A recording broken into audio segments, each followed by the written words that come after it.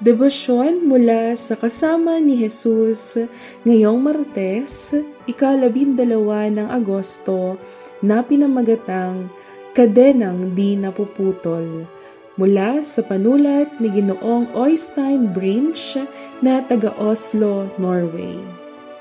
Atin pong basahin ang awit kabanata 22, talata 3 hanggang 5 bilang batayang teksto.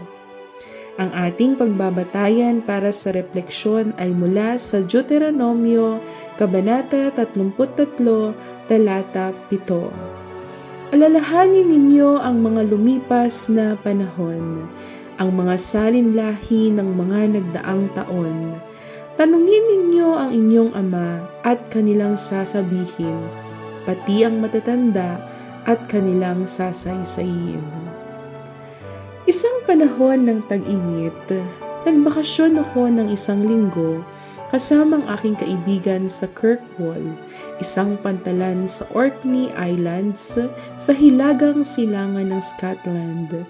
Nasa maliit na bayang ito ang nakamamanghang St. Magnus Cathedral na itinayo noong ika-12 siglo.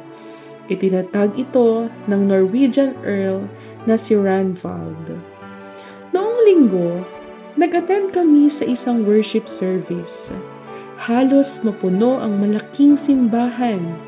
Habang naghihintay na magsimula ang pagsamba, tumingin ako sa mga arko na nasa itaas namin at naisip ko ang lahat ng mga salinlahi o henerasyon na sumamba sa Diyos sa simbahang ito mula pa noong panahon ng mga Vikings hanggang ngayon.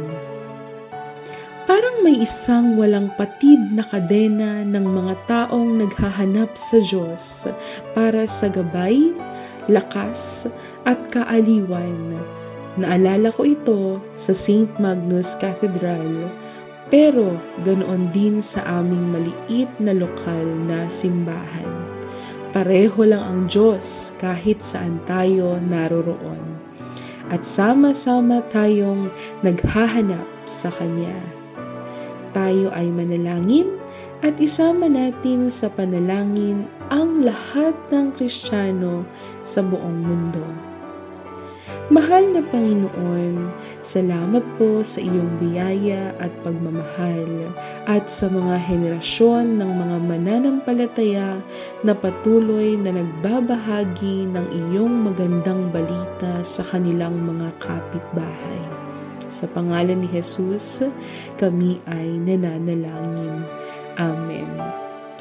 At para po sa isipin ngayong araw, ako ay bahagi ng isang buong kadena ng mga taong naghahanap sa Diyos at nagbabahagi ng mabuting balita. Mapagpalang araw po sa ating lahat. Naway patuloy tayong lumakad kasama si Jesus. Amen.